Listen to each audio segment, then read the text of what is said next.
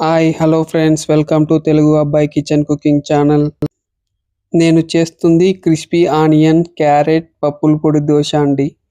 వేడి పెన్నం మీద 2 గంటల దోశ పిండి వేసుకోవాలి. వేసుకున్న తర్వాత బాగా గరిటెతో పెద్దగా రుద్దండి. రుద్దడం అయిపోయాక నూనె వేసుకుందాం. చూశారా, ఈ నూనె వేస్తే దోశ బాగా క్రిస్పీగా హుందాగా వస్తుంది. నూనె బాగా స్ప్రెడ్ చేసిన తర్వాత ముందుగా కట్ చేసి పెట్టుకున్న క్యారెట్, ఆనియన్, మిరపకాయ, మిర్చి ఆడించుకున్న పప్పుల పొడి కూడా రాల్పేసుకుందాం. ఇలా చక్కగా క్యారెట్, ఆనియన్, పప్పుల పొడి రాల్పుకుందాం.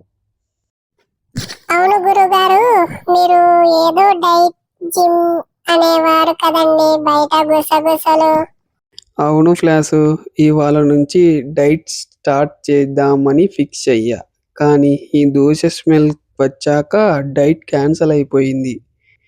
జిమ్ముకి వెళ్ళడం కన్నా దోశకి సరెండర్ అవ్వడం ఈజీ అనుకుంటా ఫ్లాసు.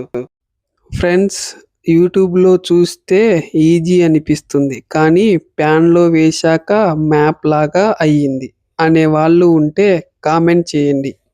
ముక్కలు కట్ చేసుకొని డైట్ లేదు ఏం లేదు, బయట